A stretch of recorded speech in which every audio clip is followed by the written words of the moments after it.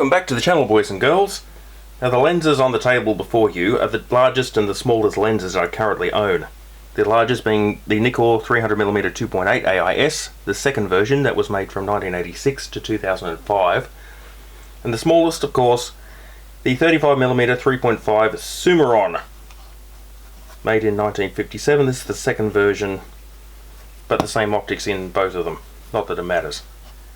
Now, we have two different lenses for two different photographic purposes. I'm not filming this again, damn it. But they do have one thing in common, and that is their 39mm filter thread.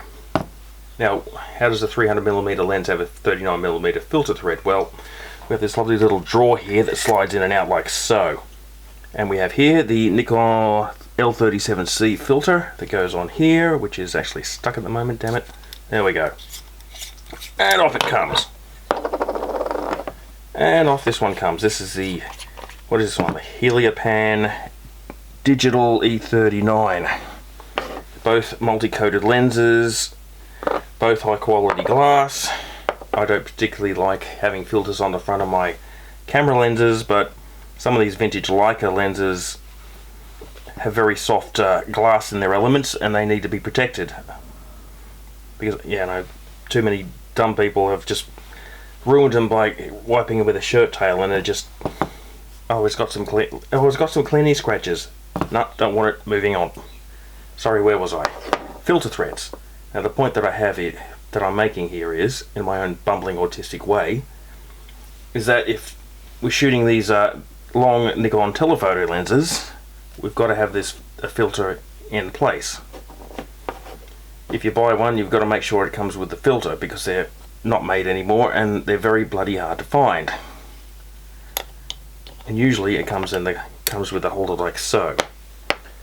Now you think, actually, I can get 39mm filters anywhere. Why does it need to come with it? Well, let me show you. This is the Heliopan I just pulled off the Leica. Screw it on like, no, it doesn't work.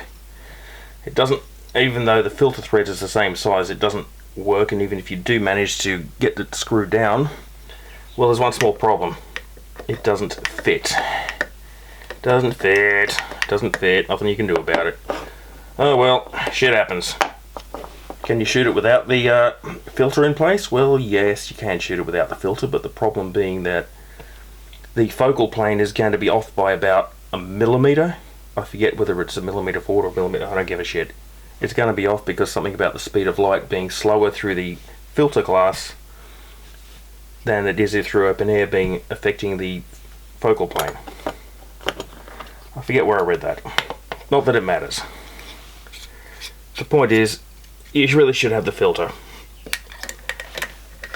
I know that if you're shooting the lens stop down, it doesn't really matter so much because the depth of field will cover it anyway. But the point of having the big 2.8 lens is shooting it wide open, and that is where you're really going to notice it, especially if you focus close.